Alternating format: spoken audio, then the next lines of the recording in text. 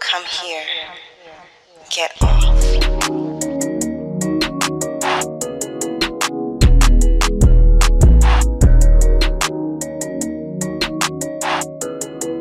Hey folks, we are happy to be here with y'all, and we are very happy because today we are going to be talking to writer Katrina Jackson, pronouns she and her. Katrina is a college professor by day, and she writes erotica, erotic romance, and historical fiction by weekend. She writes racially diverse and queer stories that show love and the world in all its beauty and diversity. Hey, Katrina. Hi. Thanks for coming on. I'm stressed, but all right, I'm here. Bitch, you should be stressed. You should be happy that we are not in the same room because I would fucking hit you. You wrote your ass off in this book. Like, Yeah. bitch. Oh, hope bitch, you let don't me mind me turn my calling damn you volume bitch. down I'm because sorry, you like- just blew out my fucking ears and I can't. Bitch. Like, this, like, we love all your books, right? Welcome to Seaport. Perfect. But this book, girl, we go in and in about it in the last episode about how beautifully you write and how steamy your scenes are, but like you just capture it. So Yeah. And it was so cool because I could see like your growth. Yeah. Like I was like, the writer in me is like, oh my God. Like I literally, we love, yeah, go I ahead. told someone that recently that like, I'm just not the writer I was in like 2015. And that makes me really happy. Like there are some projects where I see that growth and it's really nice when other people see it too. Yeah. dog, this one was When I say I devoured this book, like legit, I think I started it like before bed or like while I was like waiting on my partner to get here. And I finished it the next afternoon, maybe? Like just flew through, didn't want to put it down. Awesome. it took me longer because I kept stopping to masturbate. Okay, y'all tell, not like you specifically, but people tell me that all the time about like certain stories. And I'm like, okay, I'm happy to Girl, have this one, I was like, oh, this bitch is on fire. Oh, yay. Yeah, so I call you a bitch in the most loving way possible because And bitch, I take it as such. bitch, you did a good job, bitch. You did a good job. Okay, so thank you for joining us. Yeah. What did little Katrina want to be when she was growing up? Not broke, honestly. Okay. Listen, that's it right there. Yeah. Say less. Right. Yeah, I grew up very poor, so I wanted to be not broke, for sure. And then I wanted to be like, I think a lot of little Black girls, I wanted to be a lawyer. Like that seemed like a legit career where you did not have to be broke. And I guess the other is doctor, but I don't like blood or like bones and anything like that. So I was like, I love books. Like I can do that. And then I also wanted to be a writer, but I thought that, again, like a lot of little Black kids, not even little Black girls, that seemed so unattainable. And I'm a pretty practical person. Even to this day, I'm like, I don't really understand how writers like survive with this kind of environment. Like I need some kind of security. So yeah. And then I became a historian later because I realized one, I don't like tests and lawyering seems like a whole bunch of tests to get to where you need to be. And I also don't like environments that seem needlessly combative. And that's how I understood law school. I had a friend who started law school before I did. And I was like, oh, girl, this is your life? What is going on? Why are we arguing all the damn like time? literally. And I'm an arguer, but even I have my limits. And I was like, so this is your job? Like you just, so no. It And seems stressful. it seems very stressful. And so I ended up in grad school, which unfortunately was not that different, but it seemed different on the surface. And then I was like, oh, damn, this is just the same thing, but 3 more years. What? So, yeah. Yeah. Okay. So then how did you come to be a writer? So I wrote when I was younger. I was definitely a kid. I'm still pretty shy, but I was a very shy kid. So I was really internal. I spent a lot of time by myself. I read and then wrote a lot, and then I wrote like really like horror stories when I was a kid. And then in high school, I was very dramatic and wrote a whole bunch of slam poetry. And that was that. And did that into college. And then I just stopped writing when I went to grad school because I think like a lot of my friends after college had like lives like, and I just stayed in school. If I don't know if that like makes sense, but like when you go to grad school or like some kind of extended like school after, it's consuming. It is. And so all of my friends were like getting married and like being in relationships. And I was like at the library, like checking out 60 books at a time. Like, can I just come pick these up later? Like I wasn't living in the real world, it felt like. And I was working on my master's and hating it, like disliking the whole process. My advisor was kind of a mess. I was more than kind of a mess. And so I just started, first of all, reading fan fiction again, and then reading erotica again. And then I just started writing my own. And that was like, I don't know, like 2008. And then I've just been writing consistently since then. Okay. So who or what inspires you to write? I mean, there are lots of writers that I have loved, and I remember sort of going back to in that moment. I was definitely, I have always read erotica when I should not have been. Like, Same. So I mean, I definitely remember reading that Anne Rice erotica when I was far too young to be reading any of her books, let alone that series. I had a cousin who was like my gateway to like urban fiction, and she would just hand me whatever she was reading. So that's how I read my first Zane. And I read Zane very consistently after that. And then, yeah, so I think those writers sort of like setting a path for me. And there are like other people, obviously, like Eric Jerome Dickey and Sister Souljah, etc. But I think in terms of my own writing now, I forgot to turn the tape. Sorry. You can cut that off. But I think in terms of my own writing now, I'm a little adversarial in that I will write a book because I don't see anything either like it or with people like me in it, which is definitely where Looking came from. But all of my books are sort of like, oh, there are all these things that exist in like romance or erotica, but like there aren't fat Black girls, there aren't Black girls at all, there aren't Black men. And so I am a little adversarial in that I'm just sort of like, oh, I don't see it or I can't find it. And I've looked, so here is whatever I'm writing now. Right. How, you were saying earlier, like, the idea that folks are just out here writing and supporting themselves is still kind of like the fuck. How do you balance your writing with your day job? Because that's a lot too. Yeah. I mean, so I say there are like two phases. So certainly before like 2019, I was just writing like late into the night, early in the morning, in little snatches when I like was in a meeting I didn't want to be in, whatever. And I would just sort of like kind of fit it wherever I could. And I burnt out. So do not recommend that. And then now I'm trying to be a little bit more rigid in terms of like scheduling, like, and even like scheduling breaks, but fitting it in where I am naturally most productive. So like I was late here today because I'm most productive in terms of writing in the morning. So I'll like wake up, make coffee, and I can sit down at my computer and write for a little bit. And I'm trying to be kind about thinking about when like my job at the university like actually requires me to work, because I think academics are really great about working 24/7 and never giving themselves a break or prioritizing things that their university wants or that like they say, tenure needs or whatever, whether or not it feeds them.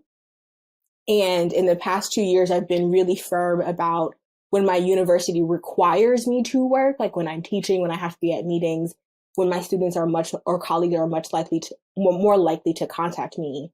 And then outside of those times, I'm not working for my university. I'm just not doing that. And then that time can be anything else.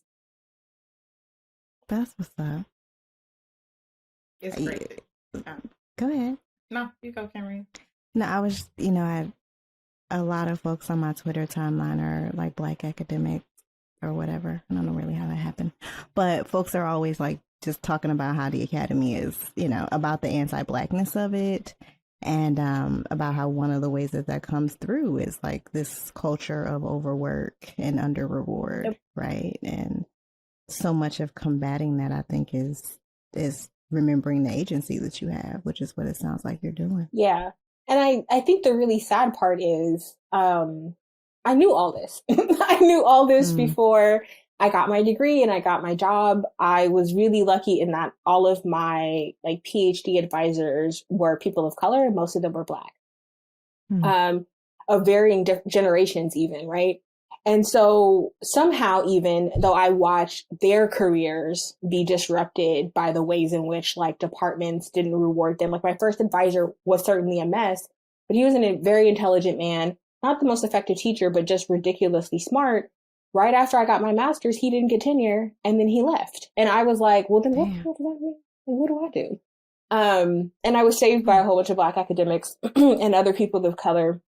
But, even at the time, even as I was like, oh, I'm free of him, I was like, this is actually incredibly ridiculous. Like, this is a man who did all the things, in some cases, more of the things that he should do. And his university didn't reward him with the thing that academics are supposed to be rewarded with, which is tenure. And so, then he moved around. And I knew all of that. I saw it happen to other people, and I fell right into that track. Right into that trap where it was like, okay, one more thing. Like, I'm going to take on one more committee. I'm going to advise one more student. I'm going to grade until 2:00 in the morning or whatever it was. And finally, and they tell you, this is going to be a bitch lesson, but they tell you, oh, after tenure, it'll be better. And so many academics learn, actually, after tenure, it isn't better. And then especially being someone from my background who has, I have no safety net. Like, I do not come from a family of means. I take care of myself, like, and people who are, reliant on me in some way. And so they tell you after tenure, the money will be good. And the money's not good when you came in making less than your colleagues, right? Who are white or who got that job a generation before. I mean, it's just a whole bunch of lies. And so setting that boundary was part of me finally accepting that I wasn't going to, like, whatever, talented tempt my way out of the bullshit. Shit. Yeah. That's a word. That's a whole especially for our cousins that are looking to head into academia. Or who are looking to break out. Well, yeah. Look. So buy this book. Buy this book so I can break out. Patreon. Exactly. Lord. So here on the podcast, we use erotica as the jumping off point for conversations about just about everything, including sex.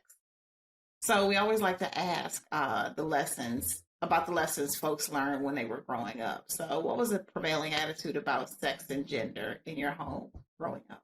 Oh, that's a great question. I think I got a lot of mixed messages about both. On the one hand, I think I got a lot of messages that sex was, taboo or secret. And on the other hand, in some ways, I grew up in a family that was fairly liberated relative to sex, partially because I didn't grow up in the kind of family that tied sex and marriage and children. My mother was a single mother. Actually, so were both of my aunts. And so I grew up in a family that was really female-centered. And yet I also learned really sort of negative and regressive messages about what women could do, what women should want out of life, and how men should behave And then on the other hand, I grew up with a grandfather who was always literally right there helping his three children with, at least from my child eyes, very little judgment about how they had lived their lives. And then I sort of grew up in a family that sort of revered his relationship with my grandmother. And then a few years ago, my mother and I found out that my grandparents were never married. And so I sort of had all of these like very sort of mixed messages about gender and sex. And I think a lot of in particular my 30s, have been sort of pulling apart those messages and trying to save what I think actually served me. I am not married. I have no kids, which is very rare in my family, generally speaking. And there are moments in my life where I felt very unhappy about that, as if I was failing in some way.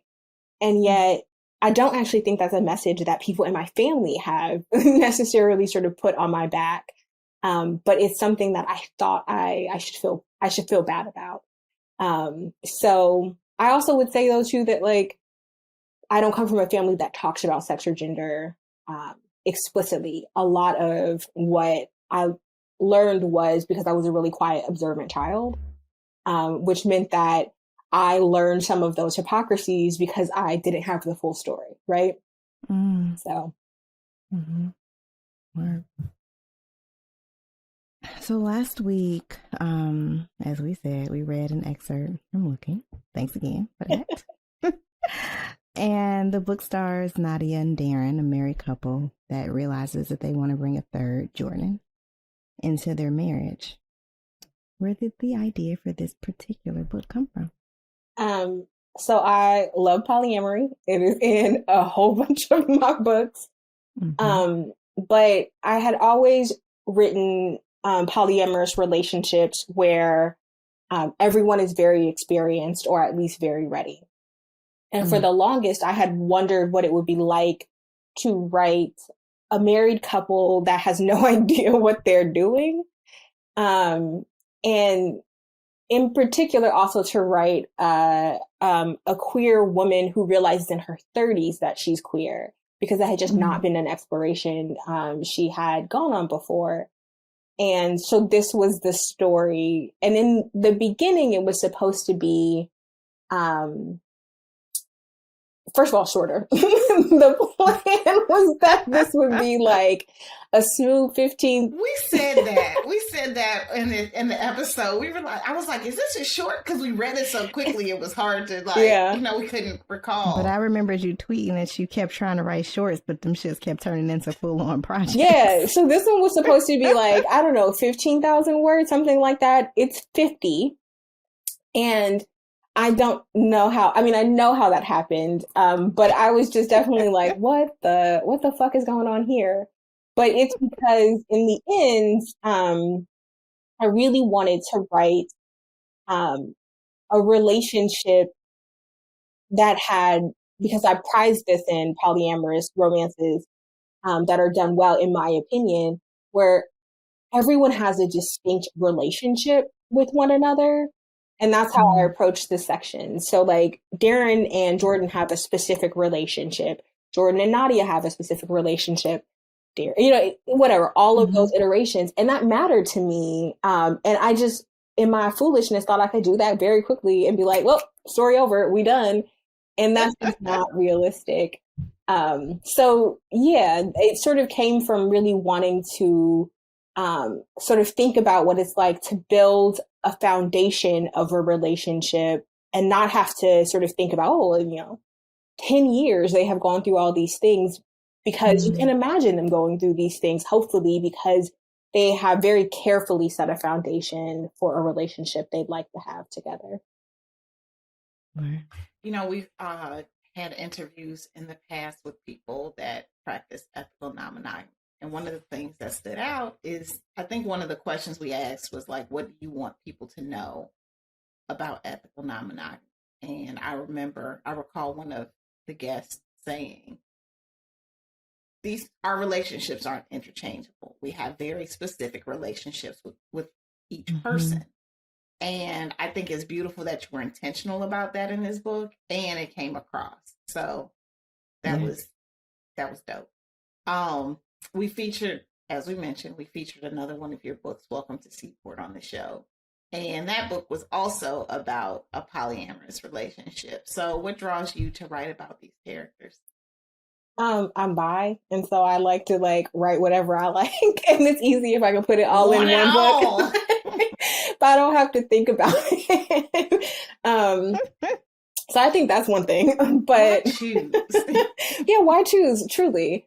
But I also think too that so much of what I like about polyamorous relationships is, I think, the hopeful, if it's done well, again, for me, is the intentionality, right? I think it's super easy to write, and maybe it's accidental, but I think it's really easy to write sort of, in particular, MF, like erotica and male-female erotica or romance, where it's not intentional. Like, I'm just supposed to believe these people are together because they want to be together. And there's nothing sort of there, right? And while I love insta-love or instant lust, I think you still have to have something to get past, just the first sexual encounter or whatever. Now, if it's just the first sexual encounter, Lord, also send me that, right? Like, I also write that. But if now I'm the queen of being like, but why do you like him? He's an asshole, right? Or but you don't have to. What is it? You don't have to like someone necessarily to fuck them, which is lovely, exactly. Right? And so there should be, at least for me, a distinction. And I think polyamorous romances actually do require you to be more intentional, because it's not just like, oh, we had this one night stand.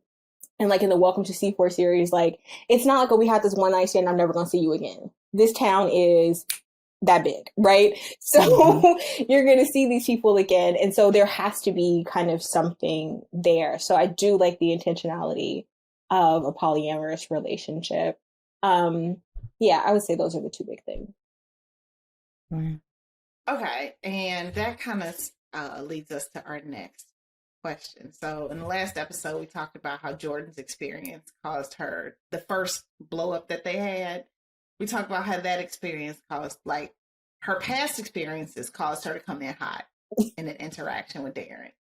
And it rang so true to us. I was reading that shit like, whoa. So how do you write internal shit so well? Because, like, we feel it. And even as adults, it takes us a while to even, like, do all the links and then be like, oh shit, that's why. And you write all that shit out, like, you write it out and then it sounds good. So and it made sense, right? When you started, cause we didn't, so we try not to spoil, so we didn't talk about what the blow up was. But when we thought about their previous interaction, laid the scene, we were like, it was just like, oh shit, yeah. So one, I'm a pantser, so none of that was planned. I was gonna ask, are you a pantser or what is it? Plotter? Is that what the other people call it? Okay. I could not plot my way out of a paper bag. I could not.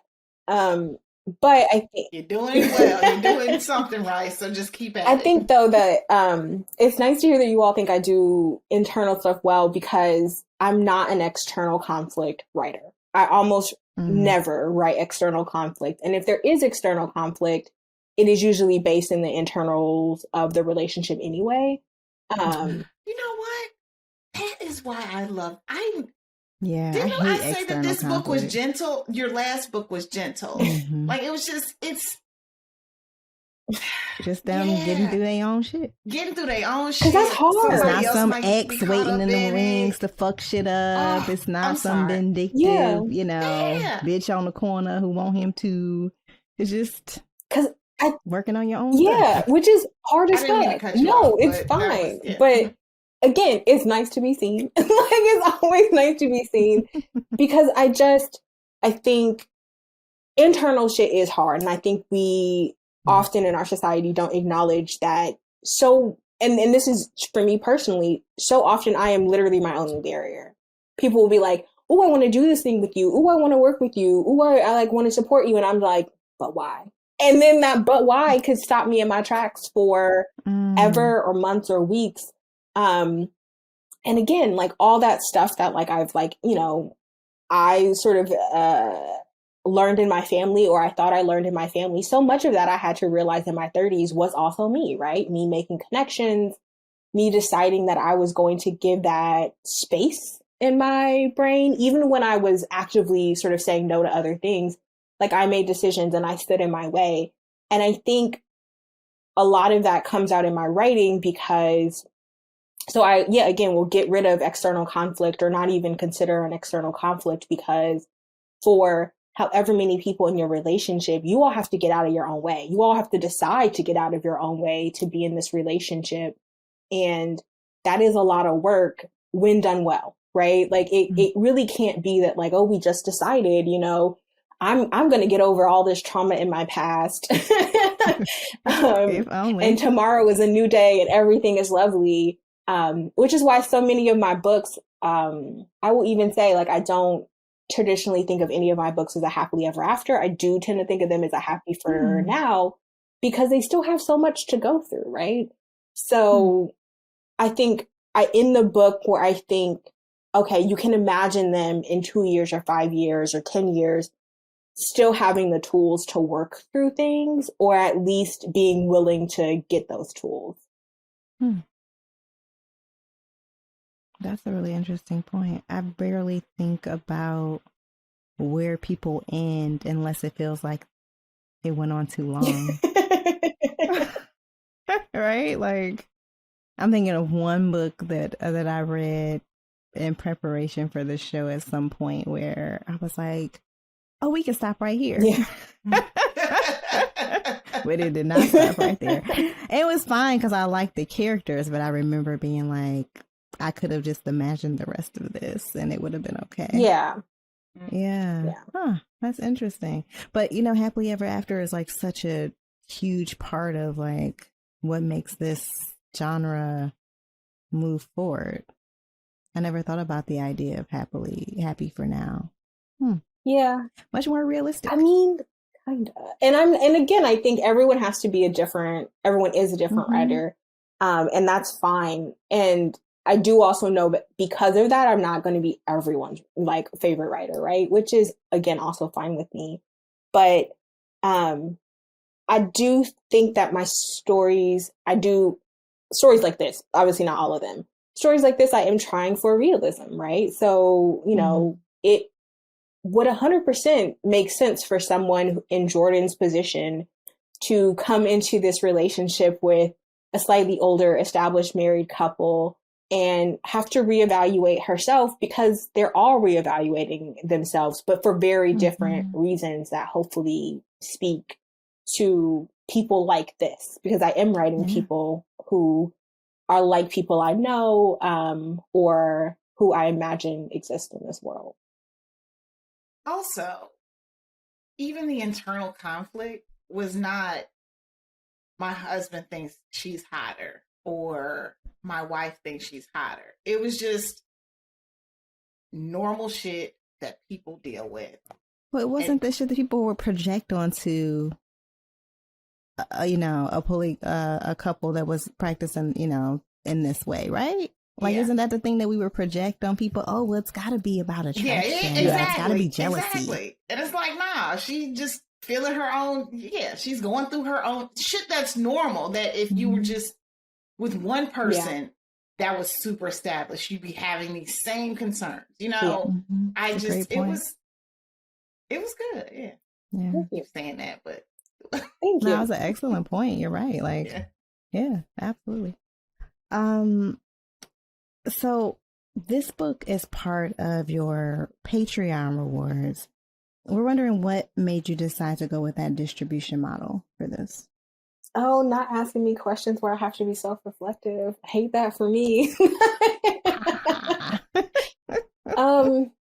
So I think some of this was part of me setting a boundary. Like, I think if you'll talk to any indie author, they will tell you that they have to produce at a certain level to like stay on top of the algorithm, to sort of stay fresh in their readers' minds, whatever. And there was a moment in my career where that's exactly what I wanted. Like in 2020, I was like, yep, I want to be like on top of that. I want to be publishing regularly. I want you to like not forget me and like whatever. And then for a lot of different reasons, I had to, one, let that go. And then two, realize that wasn't actually what I wanted, right? I don't want to be everyone's favorite Black indie author or Black author of romance or erotica. Truly, I do not. Please, Jesus, let a bitch write, right? I think that carries a lot of weight. I think it carries a lot of responsibility. And I value peace, straight up, right? And there are some stories that are harder, that will be harder for me to sell, right? This is not necessarily one. This is very much in my like sort of larger body of work. But there are other things that I have put on Patreon or will put on Patreon that will be a little bit harder to sell sort of wide, and that's okay. And so I wanted to, one, create a little bit of space between me and that sort of what feels like a grind where I'm always trying to sort of pump something out.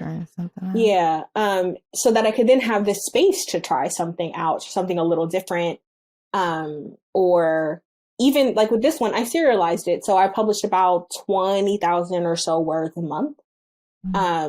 And that worked out really well, especially in the beginning, not so much at the end where I was like, oh, we gotta wrap this shit up. Like this story is ending, like, but it's also, but like wasn't ending. But that was really nice to do because then it meant that I was still always writing. I was making room for writing in my life, but I wasn't publishing a book a month or publishing a novella a month. And then it also meant that people who, like, I have like a very sort of random or have very random sort of sections of my readership. Some people only read something. Some people read everything. The people who end up at my Patreon will read, for the most part, everything that I write. And so this was nice because it meant that they got to get that stuff first, or in this case, they are the only people who get this. And so I am at least present in their mind in a way that I don't have to be present in the sort of general romance space, because I don't really want to be present there, at least not in the same way. Okay. I just one thing that has happened for me over this last year has probably a year and a half. Kind of feels like it's mirroring like what you're talking about, like this real reevaluation of what does success look like for you. Yeah. And what are you willing to do to get it? And what does it do to your quality of life as you chase that? Yeah. And the quality of work. And the quality of the work. 100%. Yeah. Yeah. I think okay. You're 100% correct. I'm a fairly low-key person, period. Like even in my like academic work, I don't have any particular, which is why I publish as an academic much less frequently than other people want me to, or other people in my position. I would like to do the good work, but I would also like to sleep, right? I would also like, and I have not done a great job of that by any means, but I would like to do those things. And so I do produce as an academic a little less frequently, but I also don't need to be out here giving like the big lecture in my field, or publishing a book, every other year or whatever. It doesn't matter to me. I would much rather be present in my own life, be present for my students who are much more sort of focused and much more real in my life than like whatever accolades come from publishing in certain ways. But with that said, I think it's also really easy, even when you make peace with that decision, to have moments where you think, I would love to be recognized. I would love for people to not forget that I exist. And I think in the last 2 years, I had that moment where I was like, I would love to be recognized. I would love to have people know that I exist. I would love to sort of not see people on my timeline on Twitter say, oh, I wish there was a, whatever, this kind of book. And I'm like, here I am. But would I love that recognition over peace? Not so much. And so I had to deal with that. Yeah. It's pretty powerful when you get to it. Doesn't mean it's easy, but. And it doesn't mean you stay there either, right? Like you're going to have those moments where you just have to remind yourself of what matters to you of that like core goal. And also too, I think you said, which I have also struggled with, is there are certain things I'm not willing to do. There are things I'm not willing to write to be more successful. Straight up. So it absolutely, and I've said this publicly, I'll say it again. I truly don't give a shit. Every time someone acts a fucking mess, I turn one white character who I want to write into a person of color. I don't give a fuck. I am not interested in writing, and that look, my Mafia series fucked up my percentages, so no one's seeing a white person in my catalog for a hot second. I don't care. And I will always like unabashedly write queer Black people and Black men. I mean, I think that is a sort of thing that we, as in romance, need to deal with. The lack of Black men in certain spaces is very particular. The lack of queer Black men and women certainly is a problem. So I was very deliberate here in that everyone in Looking is Black, straight up. Well, even in Welcome to Seaport, like what I loved, we just keep going back to all your books. And Welcome to Seaport, I loved that the throuple was like everybody, it wasn't just everybody loving on everybody. Yeah, it wasn't just a V, but it was a triangle, and that was refreshing to see, because we don't see that, especially by Black writers, Black women writers. So we could go on and on. Okay, so what did you learn from writing this book, and what do you want readers to walk away with? I learned that I have a terrible grasp of time and how long the story will take, and I need to work on that. Straight up. It's our benefit, though. Thank you. I wish that was the like joke answer. That is actually literally the answer. That's real shit. Well, honestly, time management is important. It is, and hard, and very hard, very hard. So that's the sort of that's what I learned. I think what I want people to take away from it is things that I have had to deal with, or am still dealing with, sort of internally. That it is really never too late to sort of reevaluate your life and really center the things that make you happy. And in that process, it is never too late to just not give a shit what anyone else thinks. Yes. That's actually one of the things that really did stick with me. And we didn't really talk about it. It's hard, like we want to talk about concepts, but we also don't want to spoil shit. But like the fact that they completely remade their life and their family. Their family, yeah.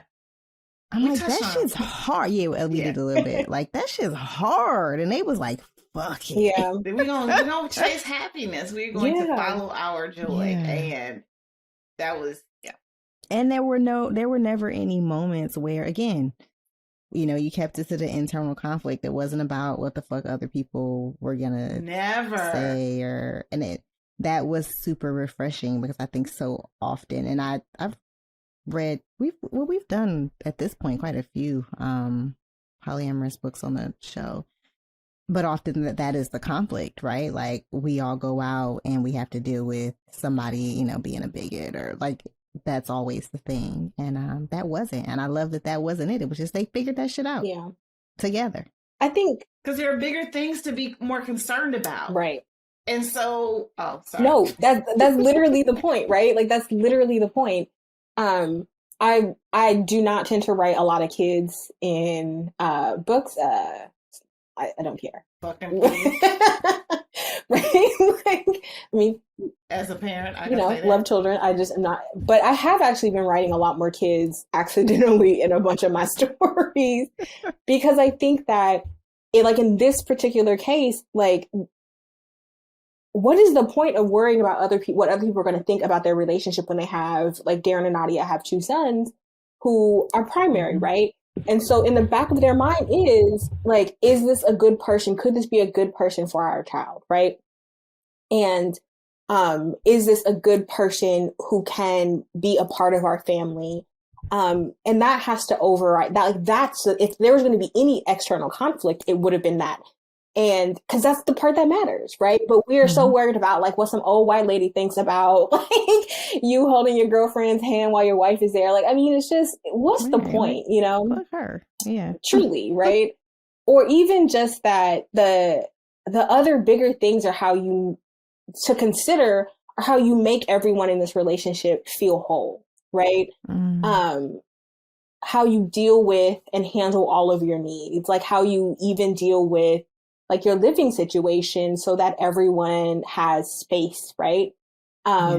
Which is why that sort of epilogue is really significant, because it, not to spoil, but I mean, it sort of shows you that everyone is in this relationship to make the entire family happy, not just themselves or not just one other person.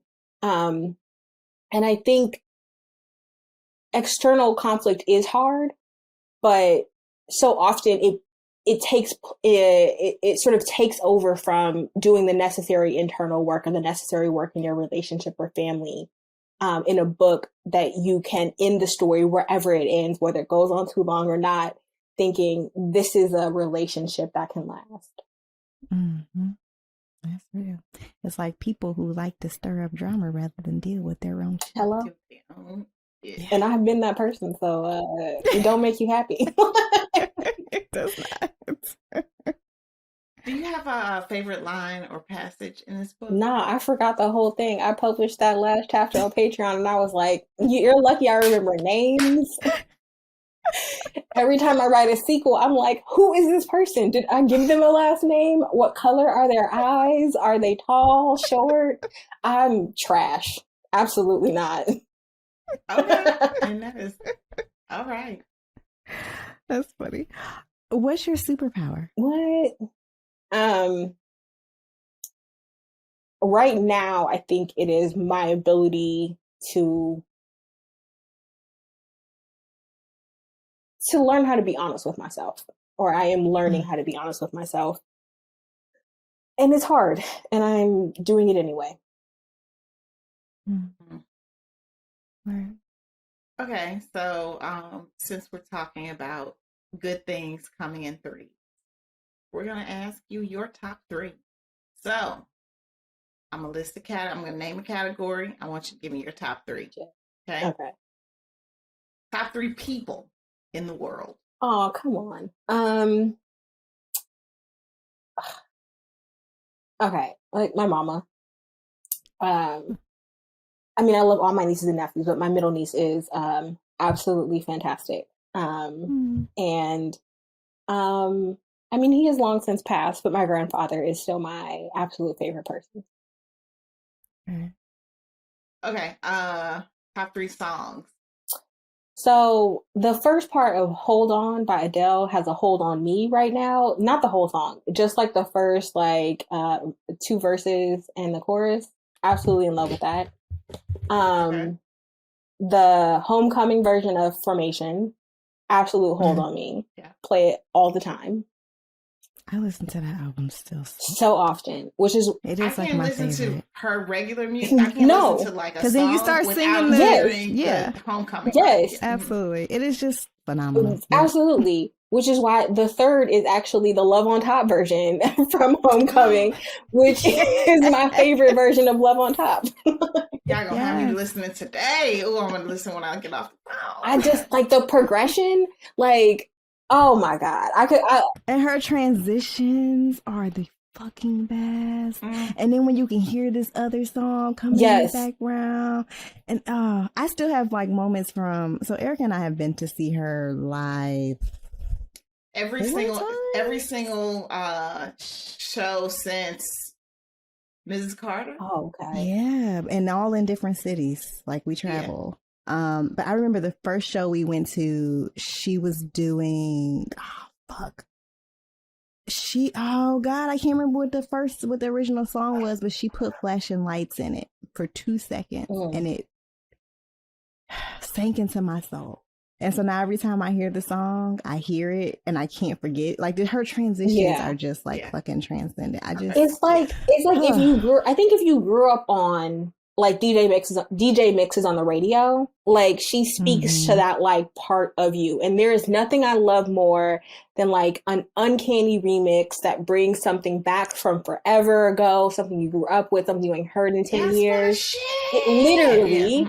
And so it is no shock that I prefer the live versions of a whole bunch of her songs to the studio versions. Because just what she does it's with just that album. alive. And when you hear, like, when you know, I'm like, yes, like, this is like for real niggas.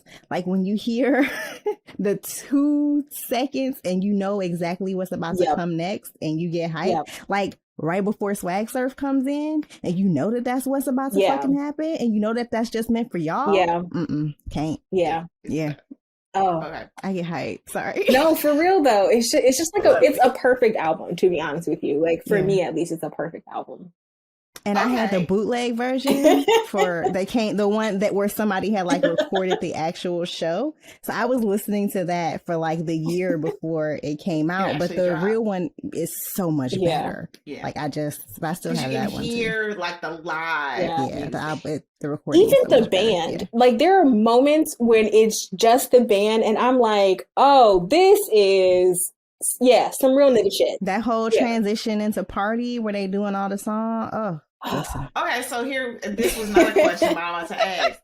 Top 3 Beyonce songs. Everybody has to answer. Top 3 Beyonce. I don't know. Shit. Okay. That's okay. You playing? I'm gonna have to look at my phone. I'm not saying let me look at my playlist situation here. Okay. This is. Okay, so let me see what I got. I feel like the easiest way would just be go to what I listen to all the time, but it's so mood specific, like too. And I got certain albums I listen to for certain things. Yes. Like when I wash my hair, I listen to Black is King. I have a version that takes out all the like interstitials. Like that's my hair washing for whatever reason. Yeah. Okay. Damn. You asked this shit. I know. I also feel like there's like a very basic version of me that's like when I'm like writing romance, like there are just a couple of songs where I'm like, I want to hear just this on the loop though. Like nothing else. Yeah. Okay, so this is so hard. Okay, and then also some of these songs are just because I love the performances. Okay, so I am going to say, damn, I was listening to Irreplaceable in the car the other day. Singing my fucking heart out. I was like, damn, that's a good song. So I will put Irreplaceable on it. Don't Hurt Yourself. Because that was my divorce anthem. And this is hard.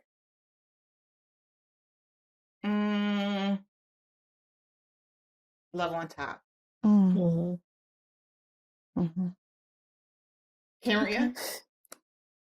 All right, so I've been sitting here. So I think the first one is my first favorite that I've ever had of hers. So it's got to go on the list.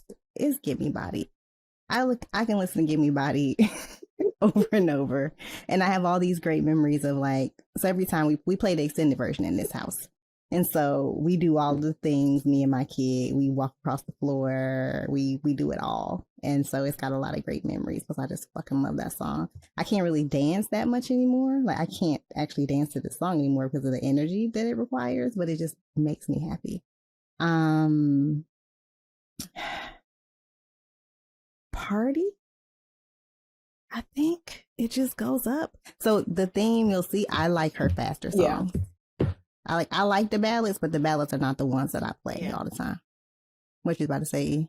No, Party reminds me of a very specific homecoming at Bar 7 fucking packed to the gills. We're like standing on like on the banquettes. Yeah, standing, drunk as shit, singing party. And if I'm not mistaken, we were drinking out of a bottle, passing that bitch around. That was a pre-COVID thing that we did. And bar 7 is literally like this big, and them motherfuckers would hack that shit home. Like, so, sorry. Try to go to the bathroom. Literally, my feet are off the ground because I can't. There's so many people. God, I used to hate having to go pee in that place. And oh wait, I had another one and I have now forgotten what it was. I'll come back with my third one because I lost it from my brain. Okay, Katrina, your turn. Okay, I'll balance you out because I prefer her ballads. So again, Love on Top, the homecoming version. Even though sometimes I do play the studio version because I just want to hear that part at the end where she is just like, and then it also fades a bit, like too. I just there's. I prefer the live version. You gotta get the modulation, because it's just goosebumps. Yeah. Yep. I know exactly what I'm doing. And then I am a sucker for Blue. It's just the sweetest song ever. And Blue's Little Laughs. I'm absolutely part of the Ivy League. We do what we can. And then, oh shit, what was my third? Oh, actually, this is not really a ballad, but Me, Myself, and I I think I was going through a breakup, so it has like a very that is the special breakup song. Oh, that's a good breakup song. That shit will have you changing your oil by yourself. Like, wait, that actually reminds me of my third one. It's Grown Woman. Yes. Oh, I almost chose that. Yeah, Grown Woman. Which, you have to watch the video to hear the song, which is fine because I adore it. I have a rip of that from some video from somewhere. I don't play. I just put the fucking video on my phone. I don't care. I was also going to say End of Time just because I love the performance, the one that she did. I want to say it was like at some like London stadium. Remember she was like, Beyonce's going to be at the Oscars and then it just like cuts her. Like, yeah. Zoomed in. She did a Zoom performance. So anyway. Okay. Last top three foods. Sushi, burritos, gumbo. I'm just hungry. So. We could eat that. Okay. Right. Those are all delicious things. Well, I can't eat gumbo, but those are delicious things. Why can't you eat gumbo? You can eat gumbo. It always has meat in it. But you could do it, you could do it with just the seafood. Yeah, but whoever does that. No, I know lots of people who do that. Oh, yeah. I don't. I need those people cooking for me. Shit, I can do it. Yeah, it doesn't have to. Apparently, so my mother's family is from Louisiana. A part of them are. But I'm from California. But apparently in Louisiana, you're not supposed to mix the meat and seafood, which I did not realize. So apparently, if you go to Louisiana, you can get just the seafood gumbo. I have bastardized gumbo. Haven't we all? And it's good gumbo, but I would never put it against real. Yeah, I always end up having to get like a seafood etouffee because meat. Everything's always got that fucking andouille sausage in it, which... I love that shit. Yeah, but apparently it's not traditional. So if you go to Louisiana, you should be okay. But yeah, we bastardized it. We're like, what is in the fridge? Like, what did we get from the butcher? I literally put chicken wings in my gumbo. Yes, same. I grew up with the little drumettes. The little joints at the end of the little drumettes, a big ass thing of crab legs, shrimp, like hot links, all the shit in there. That is not traditional. Damn, I'm gonna make some gumbo this week. My son going out. Because he don't have seafood. Have seafood. So I'm fucking up some gumbo this week. Please and thank you. Yay. Okay. What are you reading right now? Stuff I don't even want to talk about because it's trash. But that's okay. I'm on a science fiction kick right now, and I'm reading a whole bunch of not classic science fiction. It's all a mess. I'm mostly reading it and being unhappy because my brain likes to pull things apart. And I'm just like, what's happening here? Why is this happening? Why did he write it this way? So I'm reading the Dune series because I like that movie. I love some Zendaya, so I will watch damn near anything she's in. And then, here we are. And then I'm reading the Wheel of Time series, which is an honest to God mess. But and they just you're reading it because did you just watch it? Yeah, and I just want to know. But I did just finish Barracoon by Zora Neale Hurston, which I'm reading for a class. So. Right. Okay. What's turning you on today? Sleep. Nothing.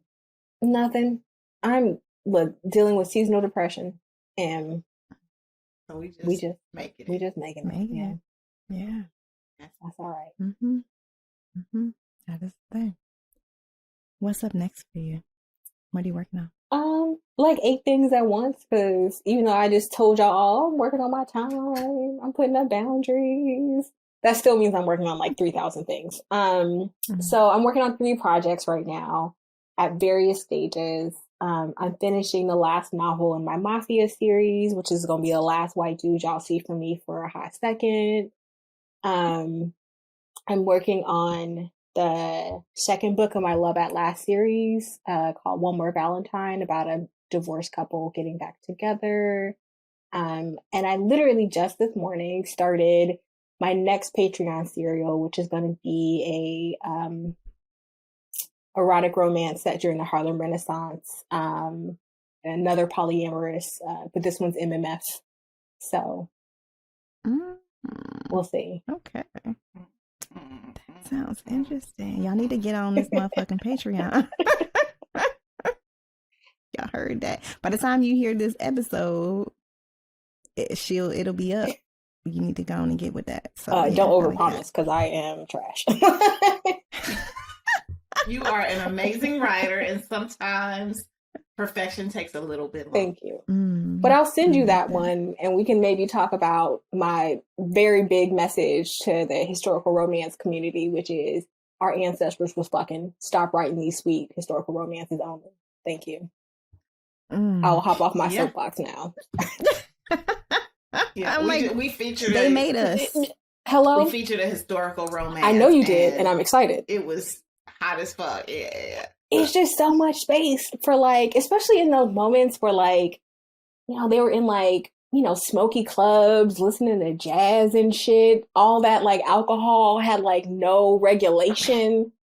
I said, I was like, it took me adulthood. Like as a kid, you learn about like the Harlem Renaissance. And then you grow up, you was like, these niggas was fucking. Everywhere. Like there's no they was way. Drunk, they was high, they was that it wasn't happening. You had all these good unmitigated drugs or whatever you call it. All this moonshine that could turn you blind. It of course had to have your pussy sparkling. So yeah. Your pussy sparkling. But same thing about like the civil rights movement, the Black Power era. I mean, absolutely trash, a whole bunch of terrible people there. Misogyny, a mess. But also, I would have been throwing that ass. Thank you. They were out here planning for the revolution while butt naked in bed with afro. Like, it was just, it's my favorite thing about history. Yeah, I would read that. Hello? I really need someone to write it. Because it's like, as a historian, I mean, a lot of historical romance authors are very much dedicated to like, writing Black people back into history, Godspeed, understand it, respectability politics, no judgment. But also, I done read a whole bunch of these people's memoirs, and it was some shit happening, and it was not all straight. Fucking. That's the other thing. It was not all straight, so we need to let that go. History is fascinating and horny, and I feel like we are skimping on that last part. History is fascinating and horny. Yeah. My job's gonna be like, what the hell is wrong with you? I was about to say, just know that that's going to be a slide on the social media for this episode. FYI. Yeah. It can't be undone. It's true though. I only take back things when I'm like wrong or lying, and I'm not either of those things. No, I like it. So folks can find you on KatrinaJacksonAuthor.com. And where else can they find you? I guess you can find me on Twitter, being trifling every now and then, not as much anymore, at Katrina Jax with an X. I'm on Instagram a little bit at Cat Jackson Books. I don't even know that handle, so don't quote me on that. That's it. Okay. I keep thinking about regularizing, but I don't care. Yeah. And then I'm also on Patreon. I'm trying to be on Patreon a little bit more. My top tier, we get together once a month and just talk. I don't even know what we're talking about. Jesus, you got some good hair.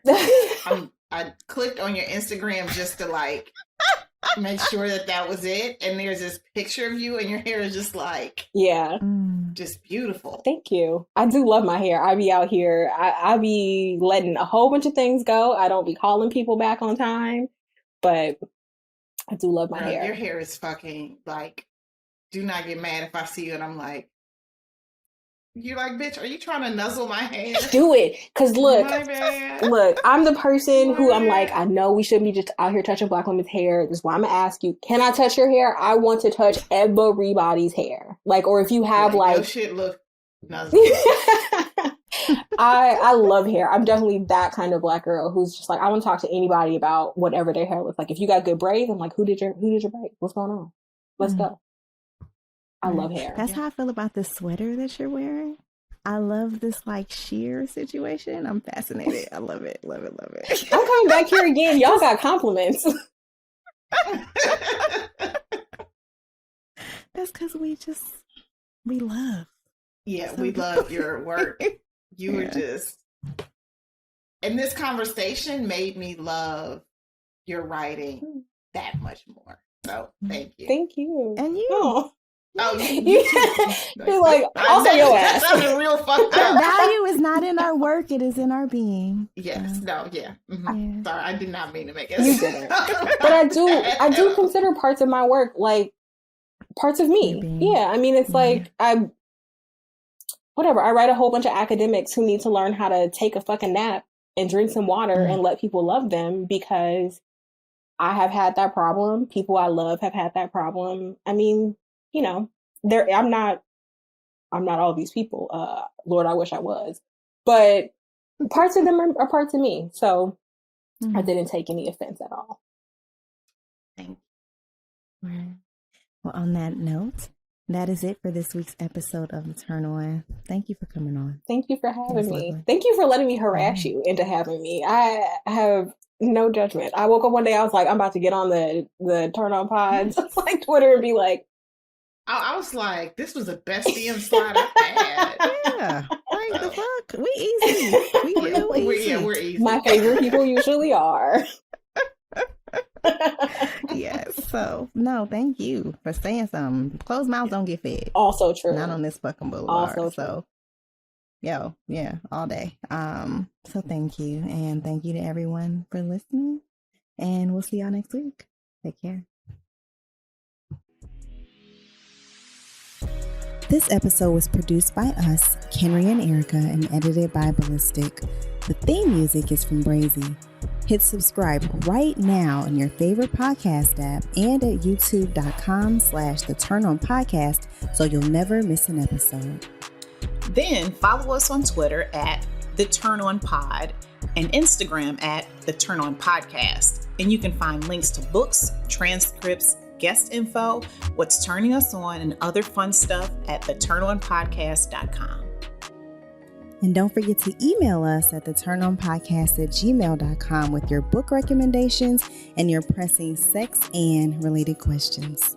And you can support the show by leaving us a 5-star review, buying some merch, or becoming a patron of the show.